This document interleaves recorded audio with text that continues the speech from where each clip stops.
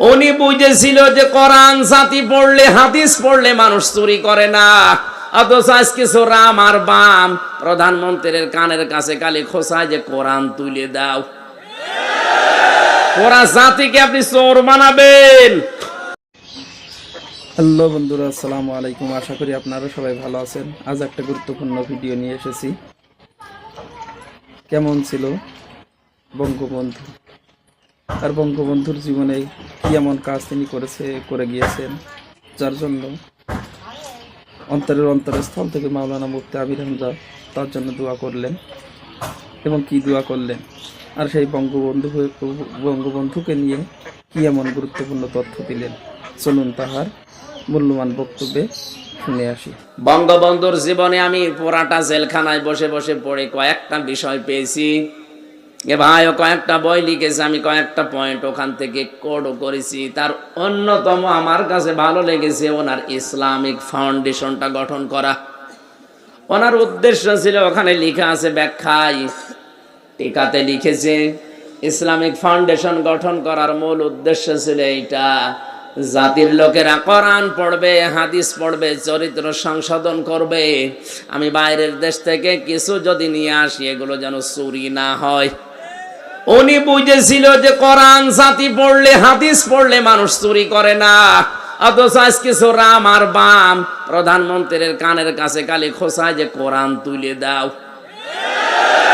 ওরা জাতিকে আপনি চোর বানাবেন। উনি বক্তব্য দেওয়ার পুরা জীবনই পড়ে দেখেছি। বক্তব্য দিতে হলে আগে বলতো আলহামদুলিল্লাহ, পরে বলতো ইনশাআল্লাহ, মাঝে মাঝেই বলতো বিসমিল্লাহির রহমানির রহিম। আর এখন টক শোতে কিছু নাস্তিক আলহামদুলিল্লাহ, বিসমিল্লাহ, ইনশাআল্লাহর বিরুদ্ধে কথা বলছে।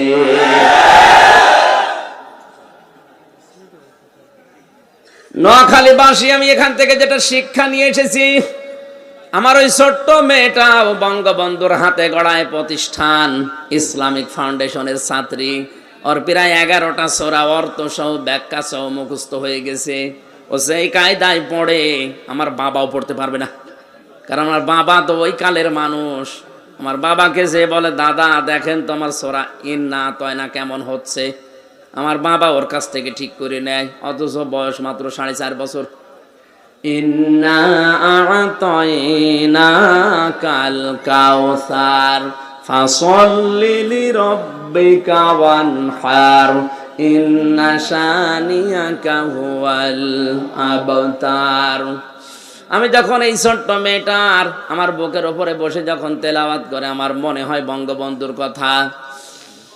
মনে মনে দোয়া করি, আল্লাহ ওই লোকটার জীবনে যদি কিছুই কবুল না হয়, আমার এই ছোট্ট মেয়ে ফারিহা জান্নাত, জান্নাতুল মাওয়া, এদের জীবনে যে কোরআনে কারিম পড়ার যে অভ্যাস, ইসলামিক ফাউন্ডেশন থেকে এ প্রতিষ্ঠানের ওসিলায় হলেও তুমি ওই লোকটাকে মাফ করে দিও। বঙ্গবন্ধুর জীবনের ভালো কাজগুলো যদি কবুল হয়, অন্যায়গুলো যদি আল্লাহ এখন মাফ করে তাকে জান্নাতে দেয়, আমাদের একটা ক্ষতি হয়ে যাবে। আসতে বলেন, ক্ষতি হবে? মুসাফির অবস্থায় দোয়া করছি, আল্লাহ যেন মাফি করে দেয় যারা মারা গেছে। বলেন আমিন।